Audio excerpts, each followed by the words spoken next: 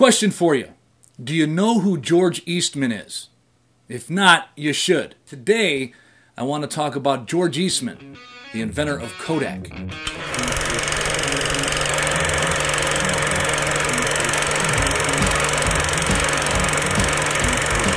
Taking a picture now is so commonplace simply because capturing a moment is as simple as taking out your phone and snapping or pressing your finger to the screen. Even high-end cameras right now are easy to carry around and use.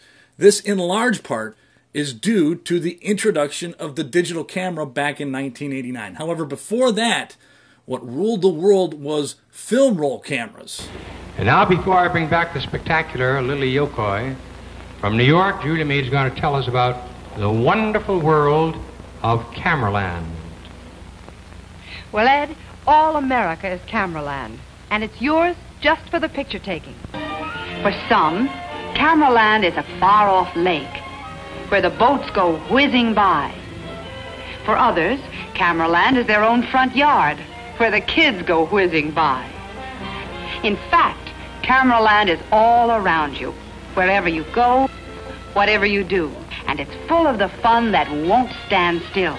The person you can thank for that is George Eastman. Both an innovator and an entrepreneur, Eastman founded the Eastman Kodak Company and popularized the use of roll film, which turned photography into the mainstream. Eastman Kodak Company is happy to bring you America's favorite family, the Nelsons. Here's how you can relive a good time over and over again. See it, big as life in full color slides.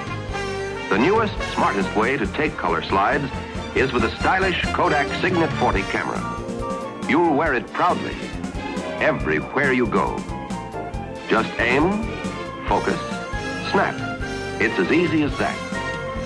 Exciting action shots, eye-catching close-ups, beautiful scenes, indoors or out, day or night.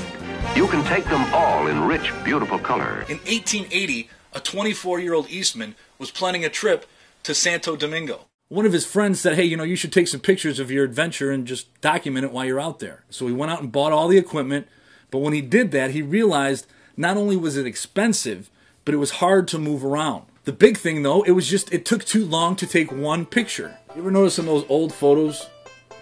You ever notice in the old photos, they don't smile? It's not because they weren't happy. They smiled back then. The problem was you had to pose for a picture for a long time, and you couldn't stand there smiling, so you would stand there and wait for the picture to be taken. It wasn't a pleasant experience to have your picture taken. Eastman thought there had to be a better way. He never took that trip to Santo Domingo, but 2 years later, he opened the Eastman Dry Plate and Film Company. His first camera, the Kodak, was sold in 1888 and consisted of a box camera with 100 exposures. That's not even the most interesting thing about Eastman.